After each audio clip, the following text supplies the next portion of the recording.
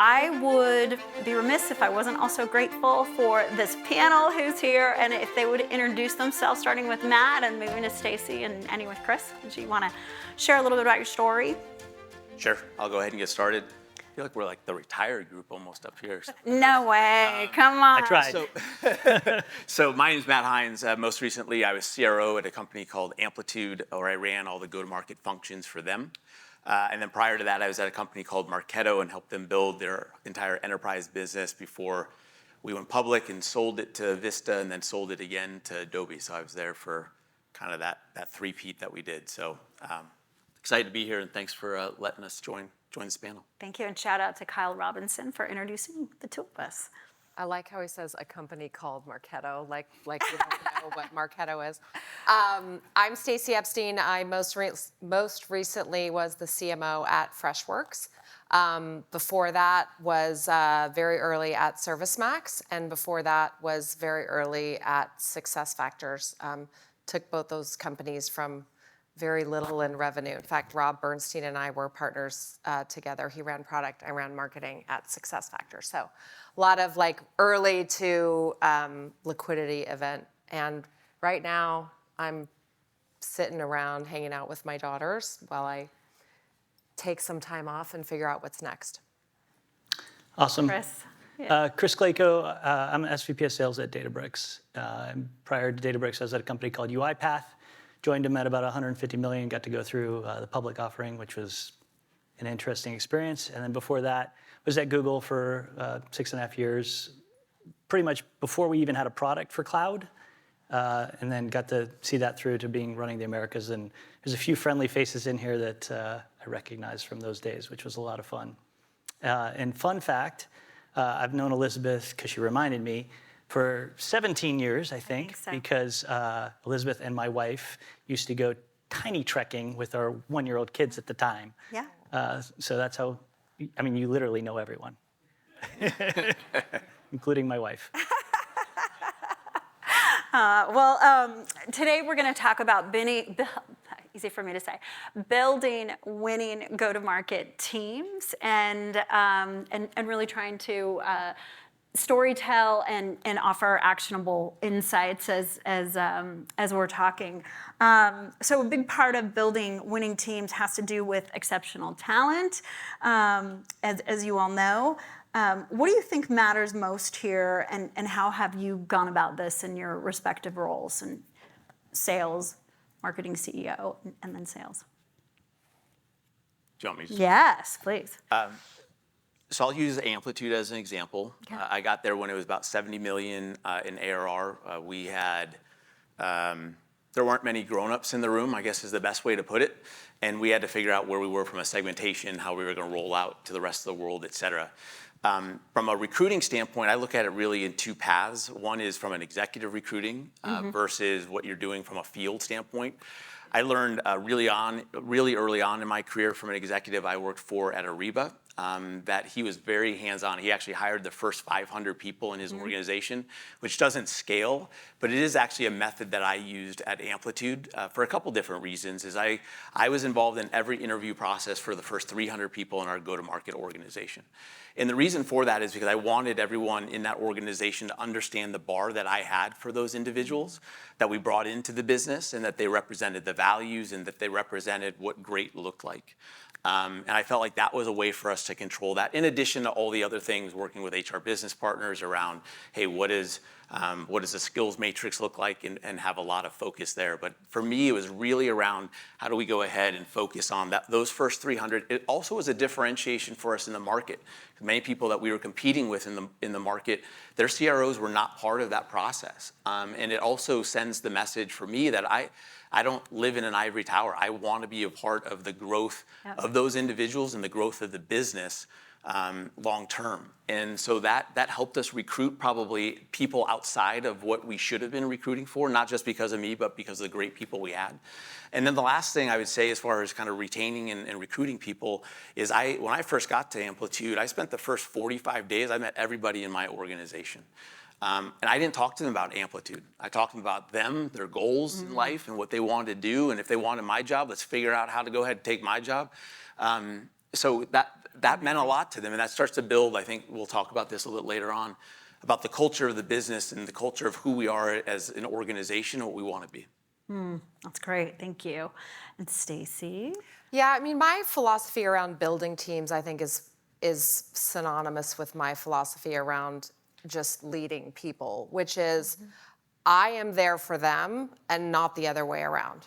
And I apologize, I'm a former soccer player. I use a lot of team sport analogies. But like being in Chase Center makes me think about, sometimes I think we sort of have it wrong in the business world, where the leaders and the coaches and the general managers are the ones that are focused on and highlighted as the stars, but it's really the players.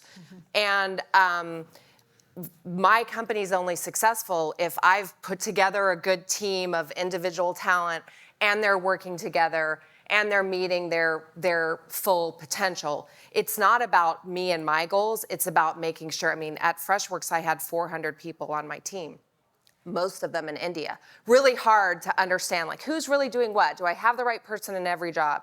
And making sure that I'm orchestrating their skills. I am listening to what they need so that the players and the people that are really doing the work are thriving and being successful, because that's how the company is successful, is by the people achieving their talent. And I think that comes with listening, with empathy. I mean, you think of it all hands as like, okay, what do we want to tell the team today? What am I going to tell the team today? What do I want to get across today? And it's backwards. The thought should be, what does the team need to hear from me today? Yeah. What does the team need from the executive team to be more successful? And I think now more than ever, everything's changing. We got back to work to deal with. We have, we came out of COVID. There's a lot of people with lots of emotions around what's going on in the world. And now more than ever, we need to think about, what do they need to be successful? Not, I just want them back in the office, or I just want, what. It's not about what we want. It's about being there for them so that they can be successful. And then you start attracting people, and then people want to work in that environment, and that's how you build upon it and grow. It's interesting. I'll turn it over to Chris in a second, but Rob Bernstein that you mentioned, who was on the Legends panel, he was the former CEO and chair at Coupa, always talked about his organization being an upside down pyramid, and he was at the bottom. And I always remember that. So I don't know if you rubbed off on him, taught him a thing or two. Chris, how about you? Yeah, I think everyone in this room probably is a pretty good recruiter. The one thing that I've done where I've screwed up, I would say, is I didn't use the paradigm of product market fit. You've heard that concept a lot through the day, on what you actually need from a go-to-market salesperson standpoint. Like, what is the right profile at the time you are in your journey? I remember I was a CRO of a very small company, and I was trying to impress board CEO of bringing in this very prestigious big company hitter who would run giant teams. And it was the absolutely wrong thing to do. The person came in and it was just a complete disaster. And so, I think you got to really be conscious about, what is the profile I'm going to go after at where we're at in that stage. And then I think you really, or I tried to have no buyer's remorse on either side. So I tried to scare them away. Hey, this is the realities. This is the grittiness of the environment that we're in right now. Are you good with this? Because if they're not, it's just hiring is really hard. It takes a long time. It almost takes longer to get rid of someone. Yeah. So, you just want to spend that time up front thinking about that profile that you are really needing. Do you need the creative type up front while you're still figuring it out? Or do you need the operational rigor? Or do you need the highly polished professional? And then, did you scare them away enough during the cycle, and were you authentic and intellectually honest? Thanks for sharing. We talked a little bit about culture throughout the day, and the importance of it as you build exceptional teams. That said, culture is hard for some people to define. I remember not at Sapphire with any of the companies that we partner with in our portfolio, but at my last firm, I remember an exec said, culture is a crutch for weak managers. So clearly it can be hard to define at times for people who are, I'm gonna say not educated, but anyway, if we were to get really specific, what would strategies and tactics be that and maybe I'll start with Chris this time, that you've used to drive winning cultures and specifically go-to-market cultures? Yeah, to your point, Elizabeth, when we got here, like you take like a couple things away from these events, and I always try to get to tactics because that's what helps me just get a little bit better. And so I'll go tactical for a second. I don't think that there's a world and scenario that we live in today where you can do enough recognition. Okay, it's like you could do it all day and it's still not enough.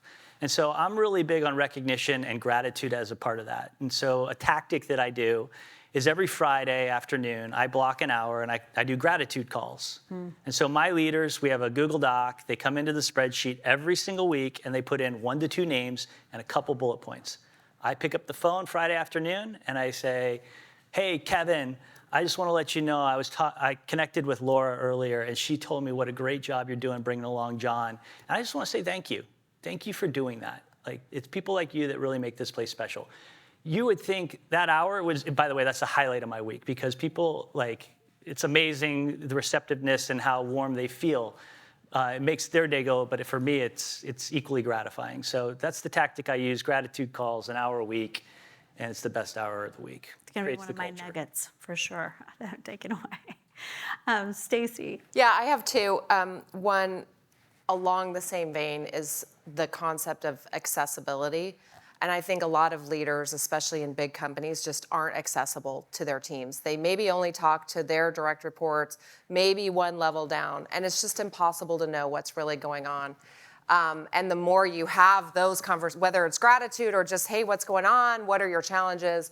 You know, you have an event at an office, take the time to talk to the people on the front lines, be accessible. It helps you, but it also makes them feel part of the whole. The other is, I'm a competitor and I want to win, and we're here to win. And so you can talk about empathy and you can talk about accessibility and all of those things that make it a great culture. But at the end of the day, we're here to win. So one of the speakers used a phrase earlier, it was something about love, and I liked how she said it. Sally. But anyway, we have a great culture. You love working here.